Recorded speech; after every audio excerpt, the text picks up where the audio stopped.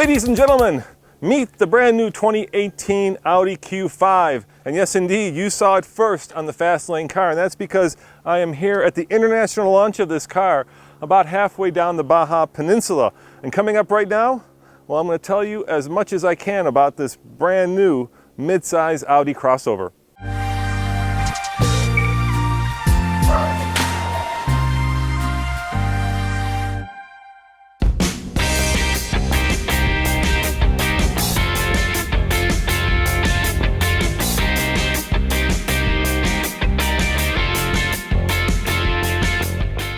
If you guys watch a lot of TFL, you'll know that when a car is very popular, the automaker does not want to do any dramatic changes. So this car is more of an evolution than a revolution.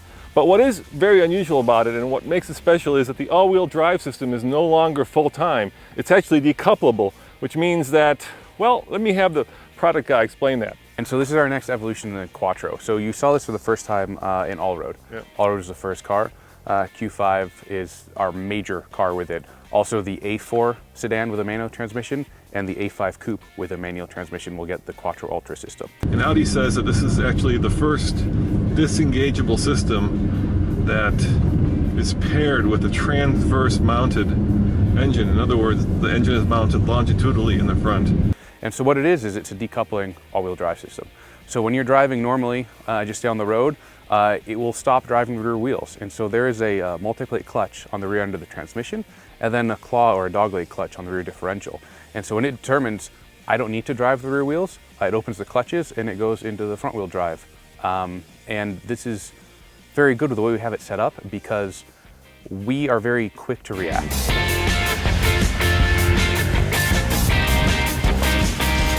And so it takes only 200 milliseconds to engage the system again. And this is important because a lot of other decoupling systems sometimes take up to 2 seconds. And also they have to reduce power to engage all-wheel drive system. That's something you feel as a driver. And on this car, you would never know what mode it's in, how it's doing, because once you need Quattro, the system already knows and you already have it. All of you out there who are kind of enamored with Quattro and you like the fact that it's all-wheel drive all the time, you might be afraid of the fact that now it's no longer on all the time, but Audi has thought of that. What they've done is they've actually used software to sense what the wheels are doing and how much traction and how much adhesion the tires have. And with that, Audi says they can anticipate even before you can, in less than half a second, when you will need the all-wheel drive system. Because it's simulating 500 milliseconds in advance what's going to happen based on how you're driving, accelerating, steering, braking, the friction at the wheels, and it's using all these to develop a model around you to determine when you're going to need Quattro. You get, in essence, the best of both worlds. You get the fact that you get the higher fuel economy and you get all-wheel drive when you need it. For instance, like here in the dirt. Now, one of the cool things that you can do is you can select using their select terrain system from auto, which is basically allowing the car to decide where the power is going and how much of the wheels are getting traction, to off-road. And in off-road mode, which is what we're driving in right now, the car is in traditional Quattro mode. In other words, it's all-wheel drive all the time.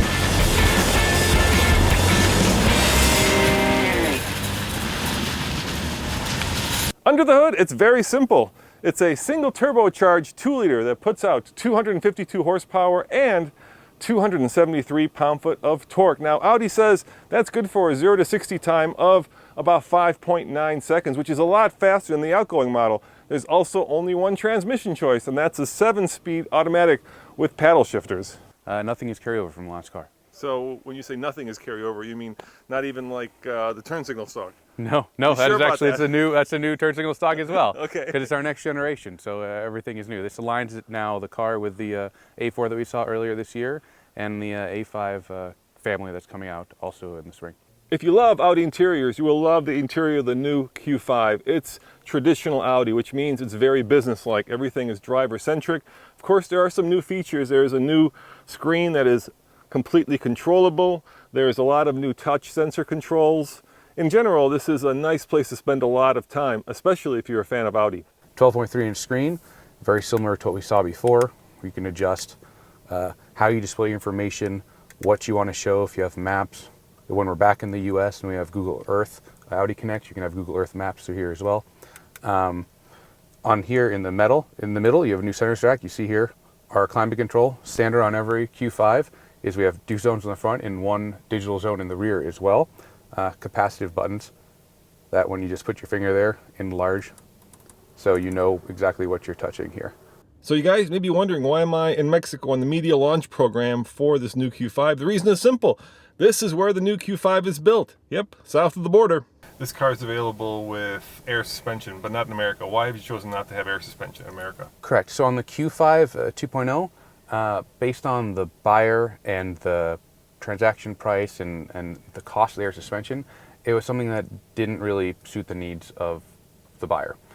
So on an SQ5, yes, we'll have a sport air suspension, but on the Q5 you have the standard suspension, and we also opt to offer an adaptive suspension. And so this is where you have the same firmness adjustability on the dampers. You just don't have ride height adjustability. So the basis of the air suspension car is adaptive dampers and with air shocks, which allows for the ride height changes. Now you mentioned the SQ5. When is that coming?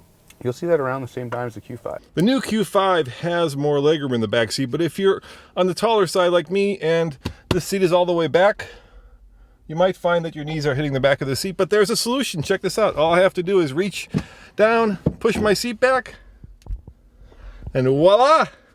I've got the extra inches I need to be comfortable back here. So we gained about an inch Okay. Overall. We went from 182.6 to 183.6 inches, and we gained half an inch in the wheelbase, now to 111 inches. And this is important because our wheelbase growth went directly into the rear seat legroom, majority of it. So we gained another 10 millimeters of rear seat legroom, and then your cargo capacity also increased. We're over 60.4 cubic feet with the seats folded in the back.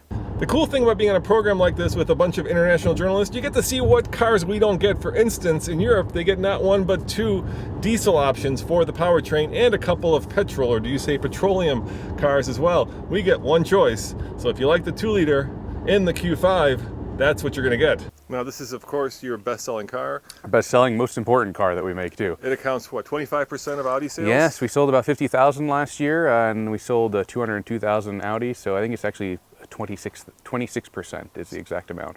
All right, so now that we've gotten the Audi properly dirty, let's see how it accelerates.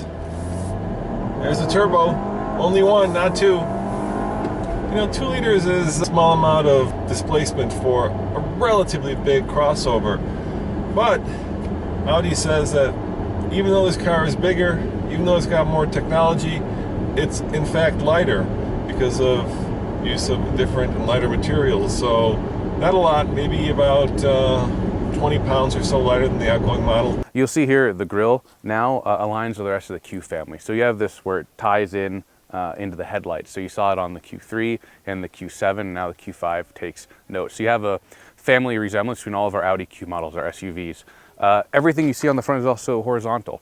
So this is a width. So we're trying to emphasize the width of the vehicle with this car. One thing I love is the hood. So like we saw on the A4, you have the seam here that makes up the shoulder line of the vehicle. And then this really strong crease here, which I feel like I can just like pick it up. Yeah, it's really cool. It's amazing to have this that runs through the car. So a lot more aggressive, a lot more sculpted look on this vehicle.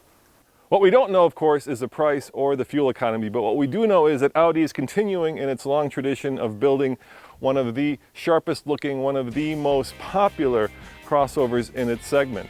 And we'll have to wait until we get it in America and up to Colorado to actually do a proper off-road test. Thank you for watching, and as always, check out tflcar.com for more news, views, and of course, from Baja, Mexico, Audi Q5 reviews. See you next time. Ciao.